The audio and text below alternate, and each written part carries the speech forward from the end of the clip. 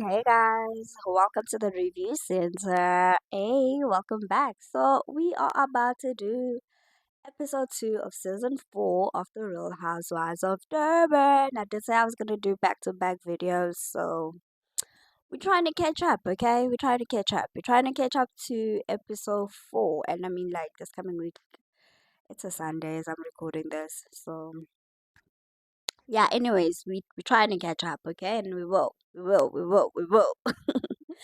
All right, so episode 2 of Real Housewives of Durban. Okay, a little bit drama creeping up. A little bit of drama creeping up. Okay. Yeah. Angel. Angel, you spicy little ish. Damn, child. Anyway, so the episode starts off with Sarisha and Maria going to a yoga class, and it's just the two of them. Yeah. Well, I guess I mean like if well obviously it was like production setup, but anyways, I was about to say like since Sarisha is a millionaire, so she can afford to actually it be she can afford to actually book the whole studio for yoga. I mean, if you're a millionaire, a billionaire, why would I want to share share it with other people unless if I want to be normal like other people? Okay, that's just weird.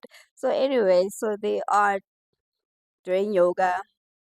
So they do yoga and then they have after the yoga they have a sit down on and Sarisha brings up the fact that at her events she wanted people to address their issues, address their beefs, but nobody wanted to speak up. Like, basically, everybody was a coward to say, you did this to me, and you did that to me, and you did this to me. I need you to apologize for this. You hurt my feelings when you said this. You tried to smack down me. I was just retaliating. Well, you started doing this and you said this about me saying I'm financially overstretched and you put up my business out on the street of SA. So you owe me an apology, but nobody wanted to talk about things. Like no one wanted to talk about things. So yeah, so Sarisha is like, guys, like I gave you a platform. You're not doing anything about it. Other than that, you want to forgive yourselves. What the heck are you forgiving yourselves for? What are you forgiving yourselves for? Because I like to think everybody has gone to therapy by now and you're forgiving yourself for, okay, let's not go there.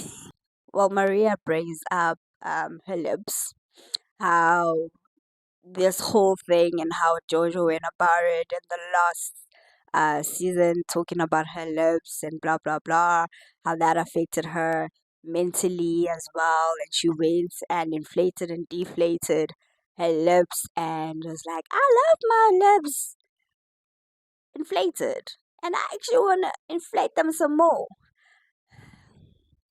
I love your lips like this though, like don't inflate them, please. Just for me. But then again, she goes on to say that it's who she is and she'll do whatever she wants with her body. I mean, it is her body after all, right? So can't really say anything about that. Nah. Okay. Okay, Maria, go ahead and do you. Do whatever you want with your body. Do whatever you want with your lips. Inflate them more and more and more.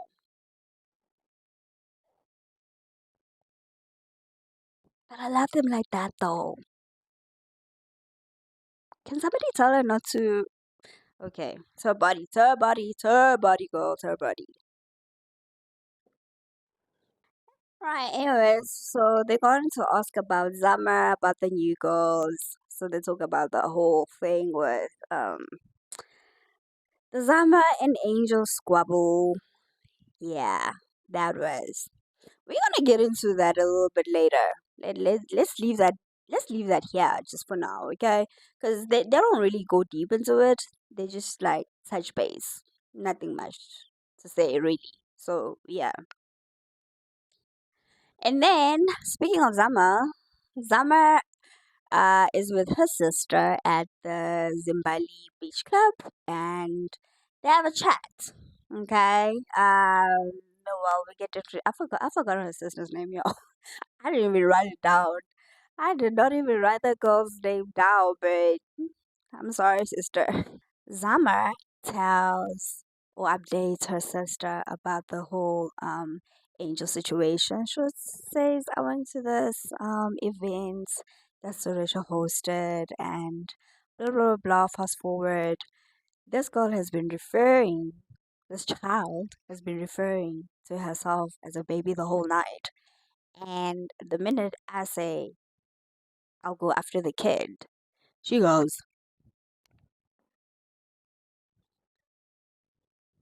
Who you going? Who you calling a kid? Who you calling a kid? Who you calling a child? I do not appreciate you calling me a child. Well, obviously, I'm paraphrasing, guys. I don't remember word for word, so most of my reviews and commentary, I'm just gonna be paraphrasing. Okay. So she's like also triggered and whatever. So and then she's like, I was like, I'm studying this stunt, and then Slee and Nonku come to my rescue, and I felt respected the minute they start stepping in, because I'm like, what the heck is going on here? Considering that you are a child, like, and you've been referring to yourself as a baby the whole time. But what cracked me up is when she was like, Wesley and Noku came, well, stepped in. Wathi ingane yathoba ngoba ingane kumele ukuthi ithobe vele. The shade, like, listen, the shade so far has just been epic. Like, with from everywhere, it's been like seriously epic. So yeah, well, back to Maria and Sarisha. Maria says that she's going to be hosting an event, a husband event. So the ladies have to come with their husbands. Pretty much that. So it's just like a back and forth, and then yeah, continuation of Zama and her sister having a conversation, and she opens up about how she wants kids and she had fibroids, had them removed, had them during COVID, I think, and also had still has, I don't know if still has or had, but anemia and whatever. So yeah, sister's like, I want some grandkids. Okay, well, no. Zama says, I want to give you some grandkids, you know. Yeah. So I hope Zama gets some kitties and babies. Women do go through a lot, eh? Yeah, so I hope everything works out. I hope she gets herself a baby and you're gonna get it. By the grace of God, you're gonna get yourself a baby, my baby. Jojo, Jojo, Jojo. I swear like Jojo should be like a tattooed Barbie doll. Like literally, like a tattooed Barbie doll. Literally. So we are at Jojo's mansion and she is cooking for Booby. She's burning some asparagus and fish.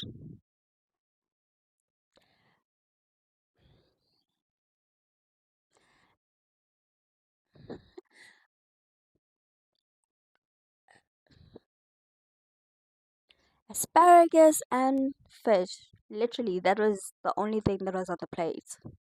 And just burning the asparagus. Like,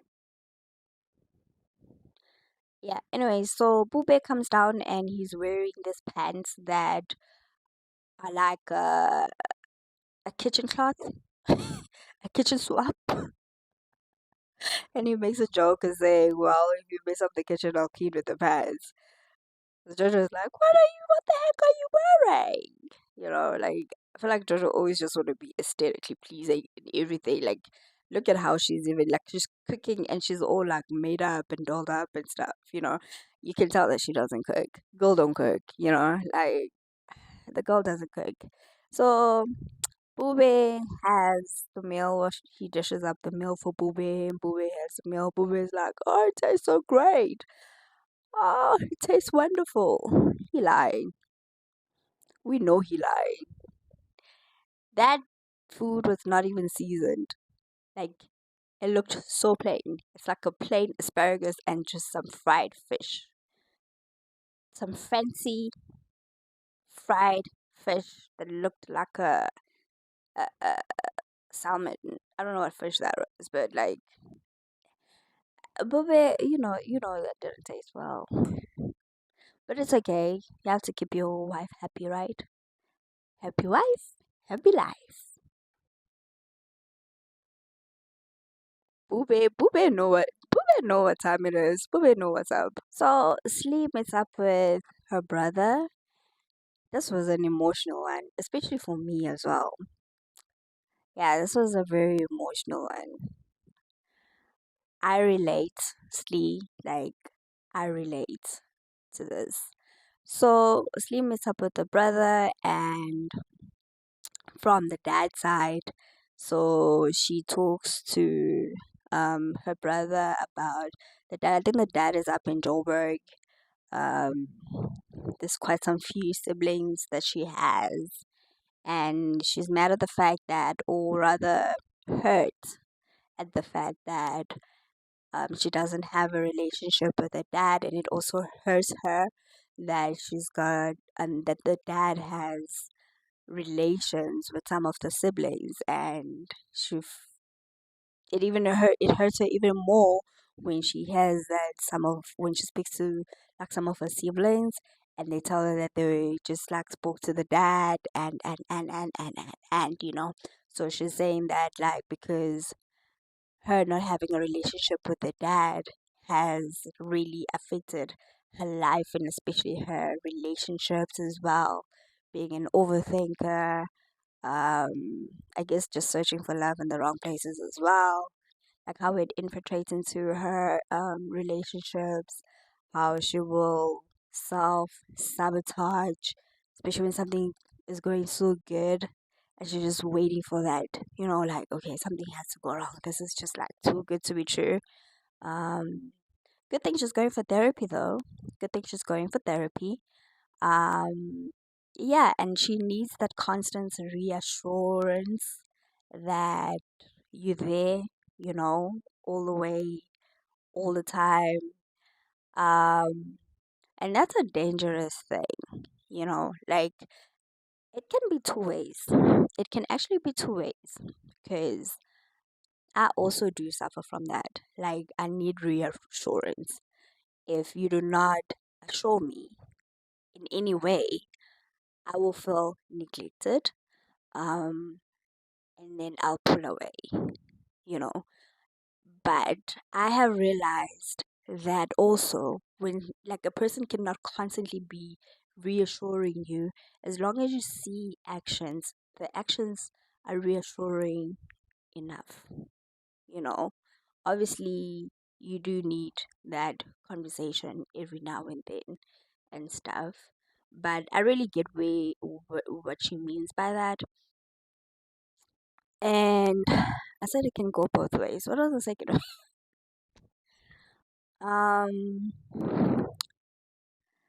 Yeah, and also, yeah, it can go both ways as well. Like I was saying, it can also be that a person is just probably just busy. If it's not like a romantic relationship, maybe it's friendship or family or anything. It could be that the person is just like caught up with their own things that are just happening and stuff like that. So you cannot expect a person to constantly be like, I'm here, I'm here, I'm here, So yeah, that can go both ways. And yeah, but then I really do relate because, well, for me, in my instance, my dad passed away when I was young. So I didn't have that father figure. I did have a stepdad, but he wasn't like active as a father. He was more like silence, you know. Uh, he's never reprimanded me in anything. the whole time. All those years I stayed with him in the house. But anyways, so I didn't get that, you know, and that exchange of love, that exchange of yeah, like I'm not gonna go deep into it, but then like that's what it is. So I've had my share of looking for love in the wrong places, getting into a situation where it's not fruitful, getting into a situation where it's like mentally draining because you're searching for that love, you know. You do have to do some mental work, a whole lot of mental work to get to a point where you like understand where that trauma is coming from and go deep into it and work on it. So I'm glad she's actually going for like for therapy and stuff. So good for you. Good for you. So anyways, also the brother mentions that well so she tells the brother that it hurts for the like it hurts the fact that the dad does not call her but is able to call other people and stuff. And the brother is like, well, it's not that he calls me. I'm the one that actually makes the effort or put in the effort to actually call him because he doesn't call me. So if I don't call him, he's not going to call me. So it's not about that. I had to force that relationship in order for me to be okay and for my sanity. And that's actually really profound. That's really profound. So I love the fact that he's also just like acknowledging her emotions, and you can tell that he cares genuinely, and also is able to tell her, like, listen, in order for you to be able to try to fill that void, take the step to do it because he's not going to do it. So if you want a relationship with your dad, call him, like, initiate the relationship, like, initiate it, you know. So yeah, we move.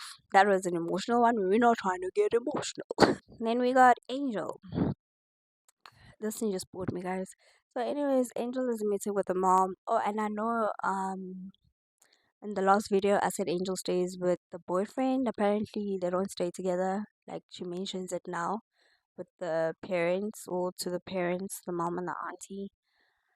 Anyway, so she's home in Hawick, meets with the family to tell them that the guy is planning to take steps into marrying her. Again, I don't feel like this should be out on national TV if it is not done. Superstitions hate me for saying this. But if it has to do with lobola or anything with marriage, actually even just the first steps, the lobola, ukucelwa, like it's between families. You don't have to announce it to the whole country before it even happens. Yeah, anyways, like some people will do anything for content, guys. Like find content that's like not too personal. Just find content that's not too personal. You don't have to go all the way in. There's some things that you shouldn't just reveal. But anyways, who am I? I'm just a person behind the lens and talking about other people's lives. So, and I'm enjoying it and watching their lives. But that's just how I feel. That's just how I feel. Honestly, like this whole marriage thing, like look at what happened to Londi.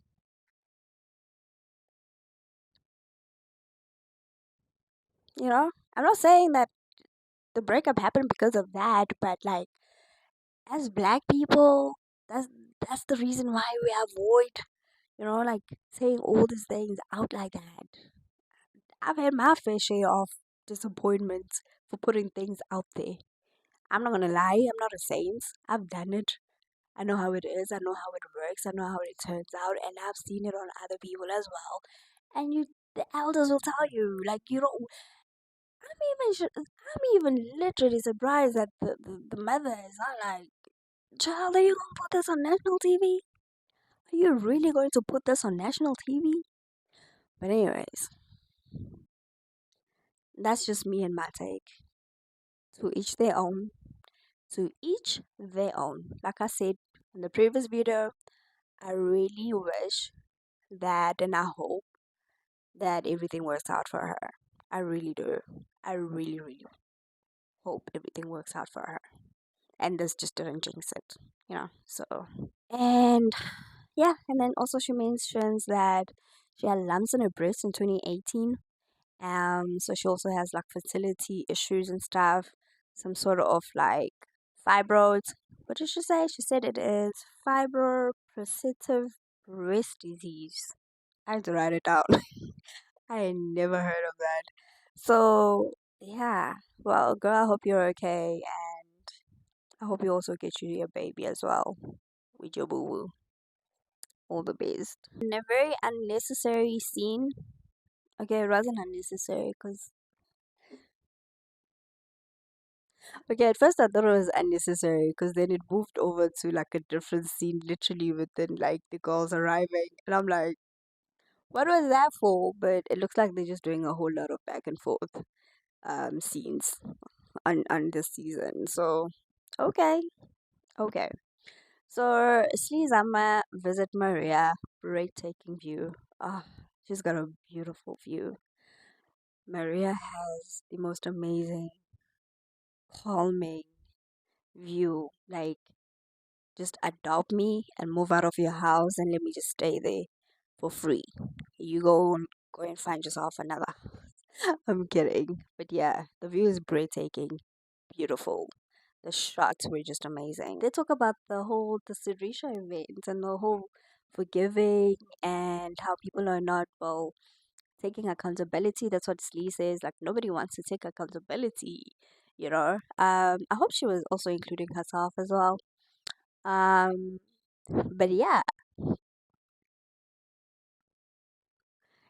and at the same time, obviously not really at the same time, but we also see Nonko, Slee, and Angel meeting up for a painting. Well, meeting up at this painting spot and stuff, and it's about to be a back and forth scene, guys. Okay, guys. So yeah, going back to Slee and Thingy. So Slee is well, Maria Slee and Zama. So Slee is talking about how she like how everybody's not taking accountability, right? And she's saying that she wanted a specific apology so that she could also give a specific apology because she reacted from the triggers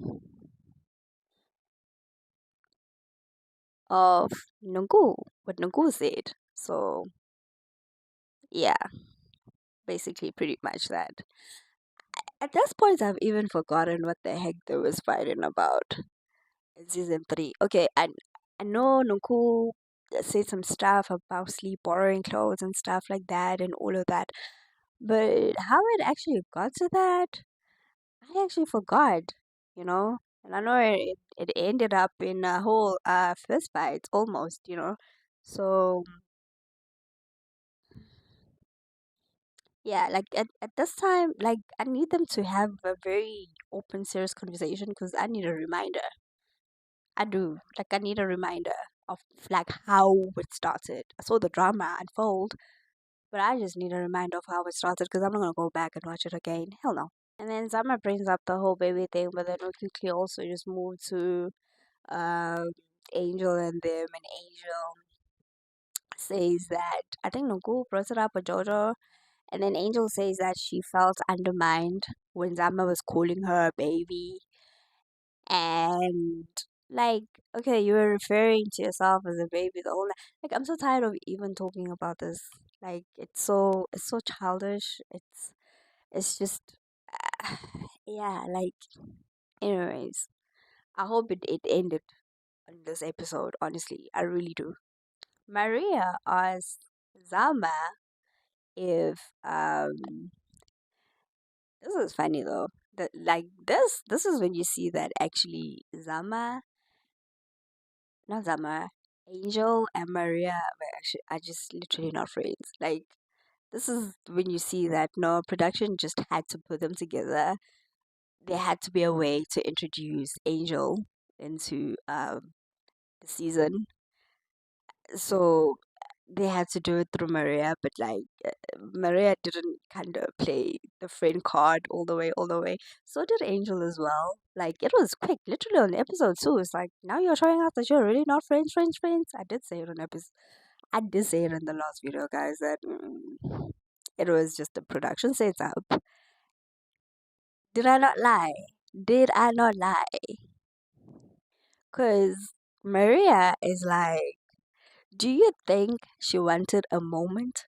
Says Zama. Zama is like, yeah, I kind of feel that she did want a moment, but then I'm not. Okay, wait, actually, I am the one. Wait for it. Maria gives Zama. Ah, oh, wait.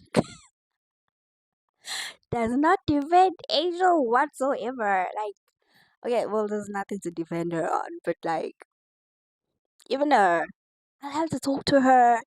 I have to just like make her see how she was wrong and stuff. It was like, it was like, I get you, girl. And that right there was confirmation for me that them girlies are not friends. They are not friends whatsoever. Hell no. I guess Jojo and Nonku made Angel aware that she was wrong and stuff, so she says she's going to apologize to Zama. Um, finally, woohoo! Yeah, I feel like Angel is just too. She's hyper. She's just like. She's just like. She's hyper. She's just hyper. Yeah. I hope she's not drunk and that she's just like naturally like that. But yeah. Well, then we also find out that Angel and Maria actually just met on a business thingy once. Was it once or a couple of times? That's like that was their meeting, and they call themselves like now they're calling themselves or they saying they're friends. And Noko is like 6 months.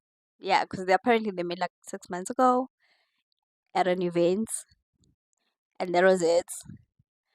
And then they're like, "So you're friends?" Nah, they're not friends. I guess it eventually comes out that they're not friends. Wow, took long enough. Very short lived. Very short lived. I'm happy about that. That it didn't drag it. They didn't drag it. Literally put it out there on episode 2. Thank you very much. Nonku and Angel are both in construction and they bond over construction lingo. Oh, I'm this. Oh, I'm that. And then this. Oh, I also do that. Oh, and this. Oh, I got this. And then Angel's like, oh, me, I did this, that. But without the. And then Nuku is like, mm, mm. I need further explanation on that, Nuku. Does that mean she's lying? What does that mean? Is she lying? Like, I feel like that conversation was just like left to just was just left for our imagination. Me, I want more context to that. Like, I need to know. Like, is she lying? Is what she's saying not possible? Or what? And now Jojo is bored because they're talking construction jargon. And Jojo is like, well, I got grade 12. Angel is like, matric. Oh my gosh. Really? Like, what's wrong with having a matric? I have a matric with a couple of certificates. What is wrong with having a matric? There's nothing wrong with having a matric. There's nothing wrong with having a freaking matric. Gosh. Okay, Angel. You know, some people are just like not built to go and cram stuff. Let me shut up before they say I'm jealous. I'm not. I'm proud of the girl with her studies and stuff and everybody that does study, but like there's nothing wrong, guys, with having a matric at all. You don't have to talk as if like you don't have to say like it's like such a bad thing. There's a whole lot of managers, directors that only have matric and some don't even have matric. Just saying. And then we see Nonku and the sister, and they're talking about the scammer boyfriend, and she feels that the guy did some voodoo on her. Yeah, had some shying or moti. So that's why she was acting all crazy and all lovey and like she's like I was so confused. I don't know how I was like in that state and I was always drunk. I was not myself and I found Muti and he stole 300,000 rands. Ooh, from her company and stuff. So yeah. And don't want to even mention his name as well. I even forgot his name. What was his name again? I even forgot his name. Was it RD? Oh, what? Diamond? What? Guys, I even forgot his name. But anyways, they just like touch upon that and stuff. Yeah. I actually see. I was actually confused when she was saying that she was not herself when she met him. Well, when she said that, I kind of understood it, because when you're not at your best and you meet somebody, you will you tend to fall for the wrong person because of you not being yourself at that time. So you're not literally vibrating at your highest frequency. And yeah, maybe you choosing a person out of loneliness, maybe you choosing a person out of vulnerability, and there's just you're feeling a void, basically. That's how I actually took it. But then when she said that, there was like she found Moti and stuff, then I'm like, so did he have you with the Muti? Like, maybe it's my brain, but sometimes I just want to understand, like, when people say things. What was it, Nuku? Was it that you were not at your, was it that you were not yourself personally? Or you were not yourself because you used Muti and then approached you and continued to use Muti throughout the relationship? Yeah, and she mentioned she was always drunk the whole time. Or maybe was it that as well? I don't know. Oh, let us know. Let us know. Let us know. What y'all think? Then we get to Maria's events, and the ladies are in pink. Majority of them with their husbands.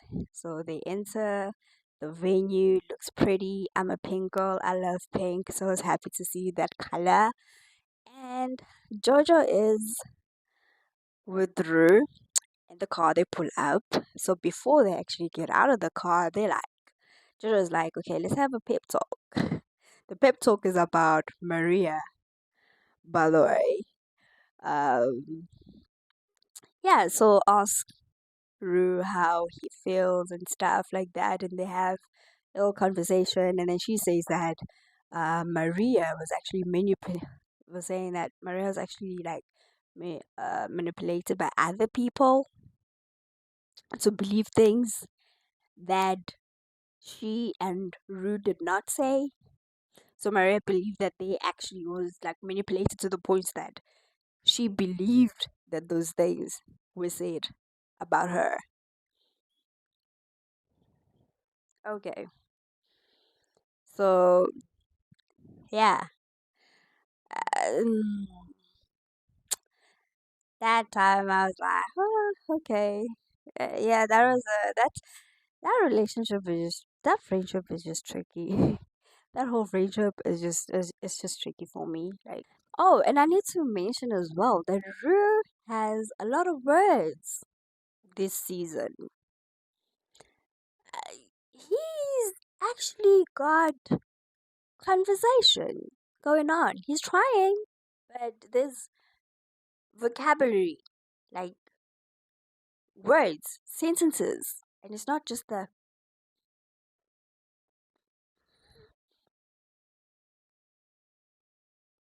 well done, well done, Ru, well done. And he actually did stand up for himself this time as well and spoke. Thank Ru, doing great. And in the midst of him having conversations, he also mentions that him and Maria were actually just Insta friends. And he's been to her house 3 times. I don't think you'll just Insta friends, Rue, if you've been to her house 3 times. Although that doesn't like say that you guys are like friends, friends, friends. But I mean, like, if you've been to her house 3 times, there was some kind of friendship going on there. You guys are not just Insta friends. I don't think I let my Insta friends into my place. That's just weird. So you guys were friends. And that's why there's so much hurt there. Because you can tell there's so much hurt there between the two of them. Like, uh, there was something with that friendship. But now you're just trying to, like, lighten it up. Like, oh, we're just Insta friends. I don't buy it. I don't buy it for a second. So finally, they managed to get out of the car and head into the venue. Did Maria not know what to do with herself? She was clutching her fingers. She's like turning back. She's like turning in the front. She's just like, do I go left? Do I go right? Do I jump? Do I sit down? What do I do? She looked like she saw an ex that she still has feelings for and can't even get over, but doesn't want to show him, but she doesn't know what to do with herself because she just wants to run to him and hug him at the same time. She doesn't want to do that. Like,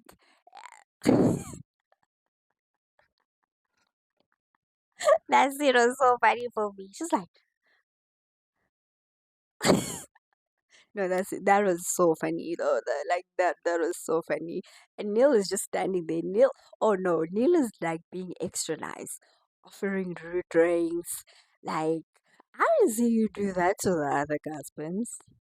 Are you being spicy much? No, he was just trying to be spicy for real, for real.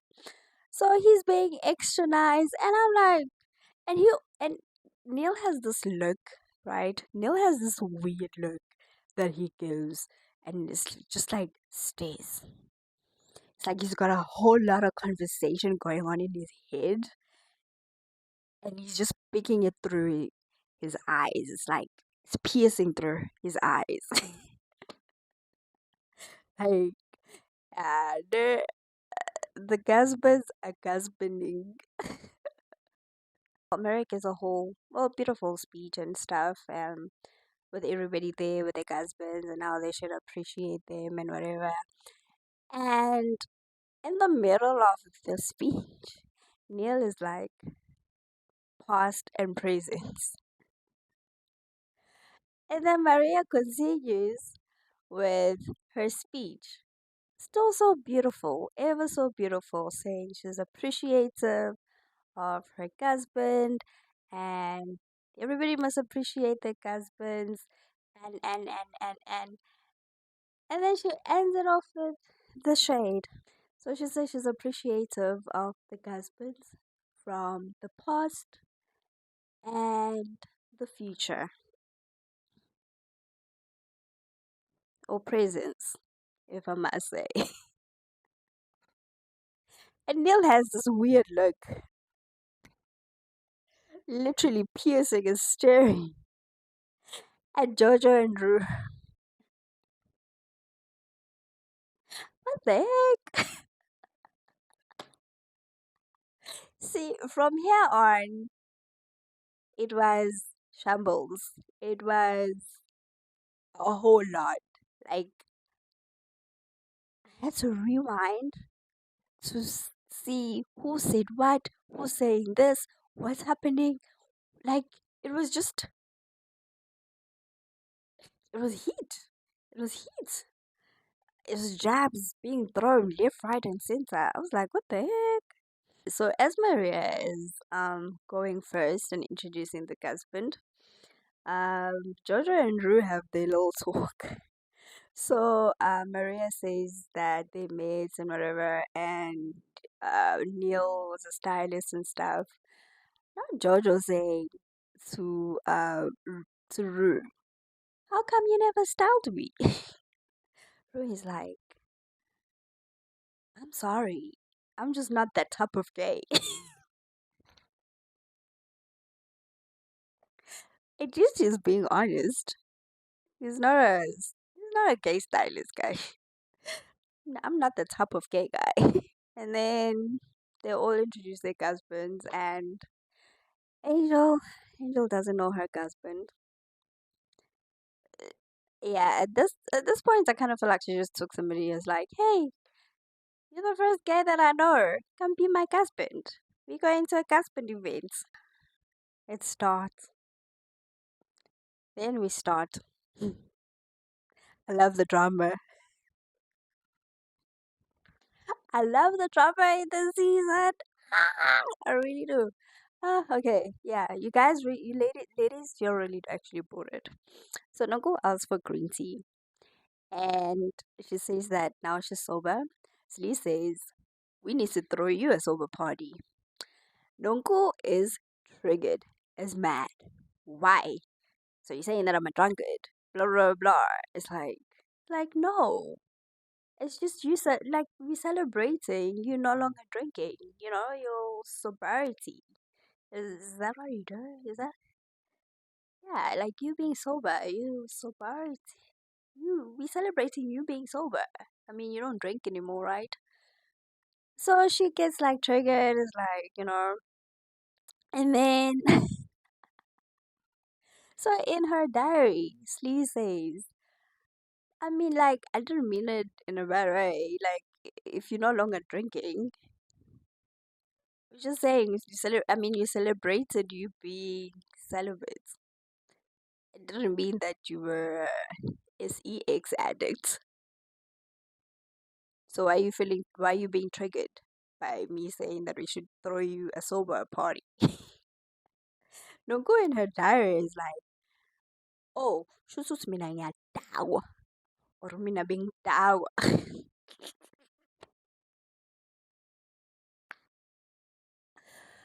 Ooh, yeah, no, those girls. Just mina means tao. I don't know. Were you? Angel decides to step on other people's toes. She decides to involve herself in matters that don't even involve her. I mean, I would have expected if this actually came from like the older guys, the older ladies that have been there all the way, that were there in the past seasons, especially like the last season, because they were there when everything transpired. No, the new girl had to just be the one to start with the mess.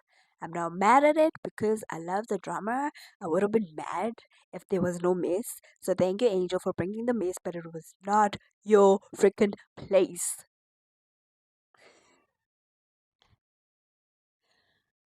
I feel like I'm being bipolar right now. It's like I don't know what I want. I want it, but then I want it a different way. But anyways, yeah. So and then Zama in her diary as this starts. She's like, "Kamthushu nayile ingane futhi." There we go again. Baby don't want to sleep.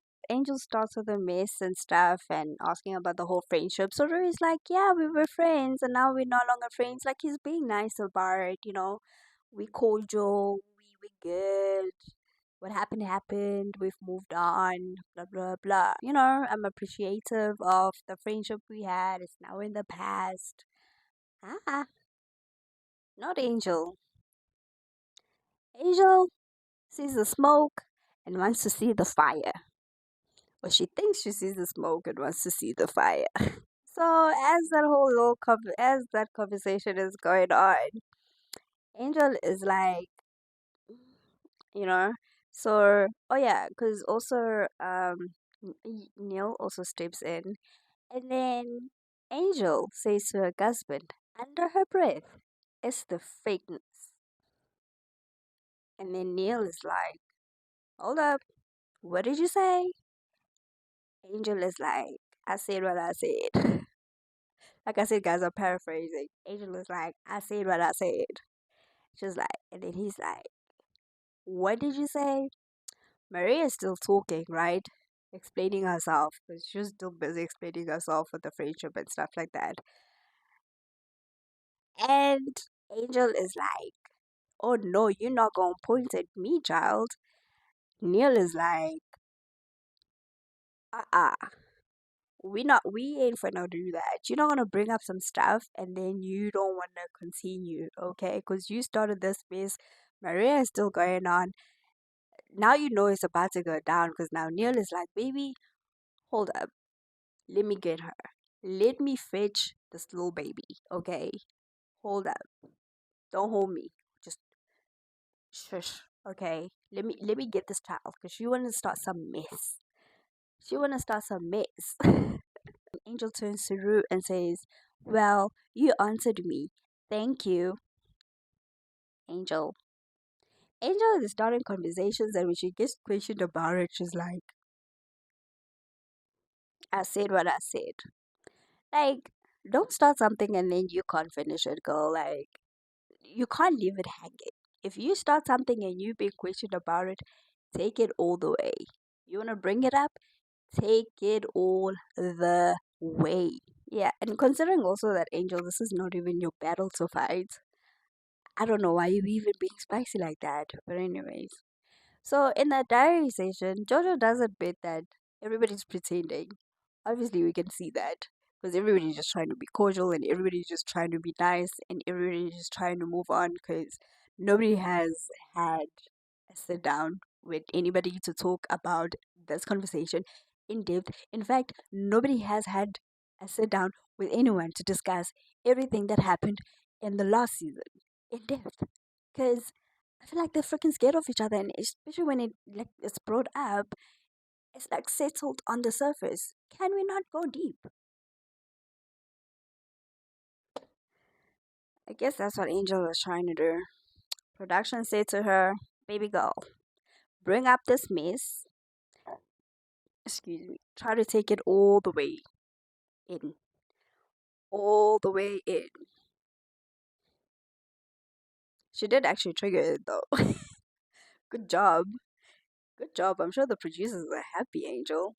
Good job. Oh, and also then in the midst of that, Slee calls out Angel because now Angel is all fiery. She's all fiery and pointing fingers. "You're not going to talk to me like that. You're not going to need that. Hold up. Whew. Shush." She's doing all the hint gestures like, "Uh-uh. Nah. See, you're not going to talk to me like that. I'm not the one. I'm not the one. Zip it. Whatever. Mm. I said what I said. Go fetch your life." I don't know how to fight, guys. I don't know how to have squabbles. I don't know. I've never been in a situation where I had to really have like a squabble, especially with a female. Like,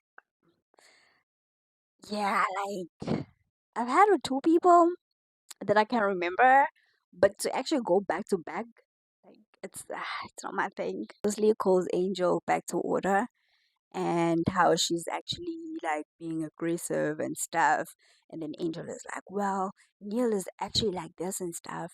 Oh no, she's like, "Well, it's how I am, it's who I am, this is how I act." And then Slee is like, "Well, don't get triggered if Neil is responding how he's responding, because that's how he is. So you can't be mad at the fact that he's being him, but then when you've been questioned about it, you're like, oh, this is me, this is how I act." But you're getting triggered when people act a certain way. Maybe that's how they act, maybe that's who they are. So you can't be like double standard. No go. So she's like, "Okay, yeah, I hear you." And then Jojo says that Maria called Rue an old um, Alcatel.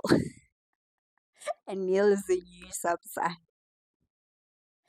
And then she's like, Maria is like, what? Me? I didn't say that. What are you talking about? And then she's like, you did. You posted on your socials. And then Maria is like, show me some receipts, baby. Like, I don't remember that. And then she pulls up like an Instagram post that Maria posted of herself and Neil and captioned it. What did she say? She said, you live, you learn, you upgrade. Jojo is triggered by that. Maria is like, yeah. So you live, you learn, you upgrade. What is wrong with that? Do you not live? Do you not learn? Do you not upgrade? Maria, you know you was being shady and messy with that. Jojo did catch wind of that, okay? She caught wind of that. But you just being spicy about it. It's okay. It's okay. In the midst of that, Zama addresses her concerns, how she's came into the group and there's like a whole lot of squabbles and people are not addressing things and stuff like that, and she's just concerned for herself and stuff. So then Maria brings up the whole thing with Angel, saying that like she felt as if she's being disrespected when Zama called her a kid. How could you feel disrespected about that when you were referring to yourself as a baby the whole night? So she was pretty much paraphrasing what you were saying, but then it wasn't in uh like she didn't mean it in a bad way, it wasn't like in some ill, it's like she didn't really mean it in a bad way, it wasn't like in a malicious way and stuff. And then you felt offended with that. Like she was just, I need to say as well that Angel is rude. She's really rude. Her tone, her mannerism, her aggression. She's rude. She's really rude. And it seems like she actually just wants like a spotlight and stuff like that. So yeah, she's pretty much rude. Anyway, so she apologizes, and after that weird apology, she looks at Maria and is like, "Are you happy?" That was not an apology, girl. That was not an apology. Anyways, guys, that's the end of the episode, and Zama accepts the apology because I guess she just didn't want to drag this whole thing. That's the end of the episode, and we'll see you next time. I did really actually end in some mess, so I hope you guys did enjoy. I did say I'm making back-to-back videos, so I will see you on the next one. Bye.